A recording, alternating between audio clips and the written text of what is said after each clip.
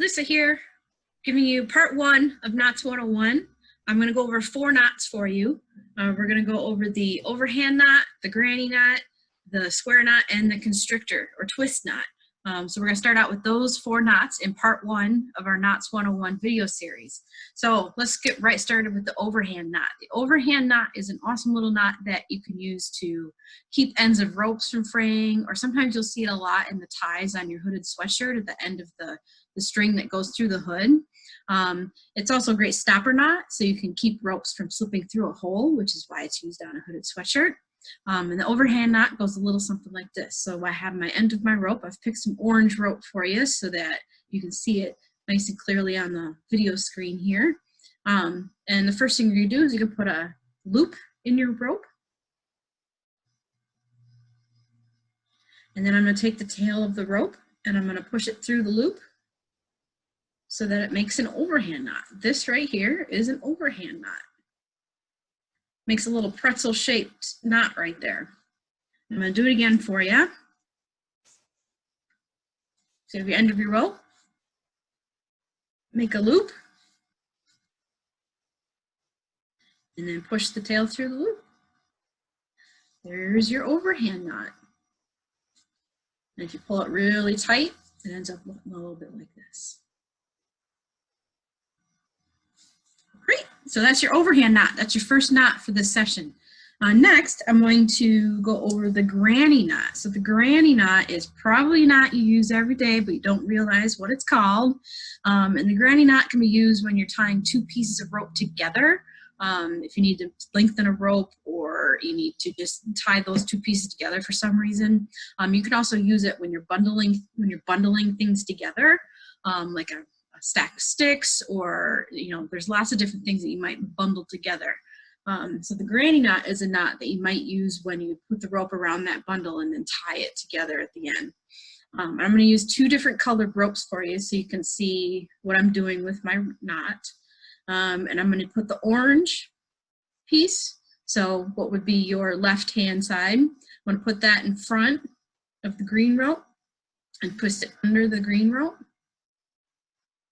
So you have a kind of a twist right there. And then I'm going to take the orange rope and put it behind the green rope and twist it under. So you have 2 twists there. And that there is your granny knot. And when you tighten it up, it looks a little something like this. So that is your granny knot. And I'm going to do it again for you. So again, I'm going to take my orange rope, what would be on the left side of your screen. I'm going to put that in front of the green rope and twist it under. I'm going to take the orange rope and put it behind the green rope and twist it under to make another kind of pretzel looking knot there for you. And when you tighten it, it looks a little something like this. So that there is your granny knot. Again, it's a great knot to use when you're bundling things together and you're tying a rope around it, or when you're just trying to join 2 ends of rope together. The next one we're going to talk about is the square knot. So this one has almost the exact same movements as the granny knot, but depending on which rope you put in front, it'll look a little bit differently. So this time we're going to take our orange rope and we're going to put it in front of the green rope and we're going to twist it under again. But this time we're going to put the orange rope in the front again and twist it under so that your knot comes out looking a little bit differently. You still have 2 twists, but this time it almost looks like the 2 ropes have been just wrapped around each other. This here is a square knot because this part of the knot ends up looking a little bit like a square, especially when you pull it really tight. It can really start to look like a square. All right, let me show it to you again.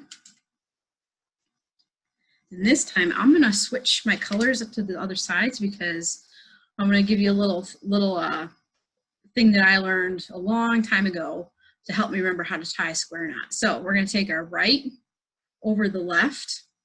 So the orange rope over the left. So right over left and under.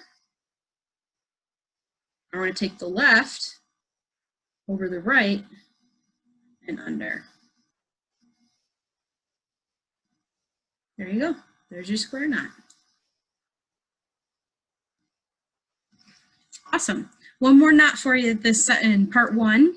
We're going to do the constrictor knot, which again is the same as the granny to square, but when you're tying like a bundle of things together, the first twist I'm going to show you helps keep that tighter while you're trying to get that second twist on.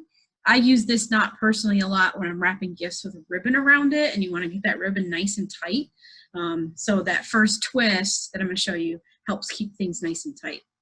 So again, we're going to have our two ends of our rope, and you're going to put the first rope under once, then you do a second twist. So it looks a little bit like this. And then you're going to do your upper twist. So you have a double twist here at the bottom and a single twist at the top. And then when you tighten it all up, it starts to look a little mishmashy there, but that first twist, when you double it up like that, and when you're trying to bundle something, that extra twist will keep it from sliding and slipping on you when you're trying to get the second twist in. So that double twist at the bottom keeps things nice and tight. So let me show it to you one more time. All right, so we take our first twist, the second twist, and then we're going to do our upper twist so that you have your, again, your double twist here and your single twist on the top. And then when you tighten it up, it's a lot less likely to slip on you. Great, so that was the constrictor or twist knot. So in part one here, we've gone over the overhand knot, the granny knot, the square knot, and the constrictor knot. 4 basic knots to get started with. In part two, we're going to talk about the figure eight follow through, and the bow line. One stopper knot and 2 knots that are, I consider loop knots that put a loop in a rope for you. All right, bye.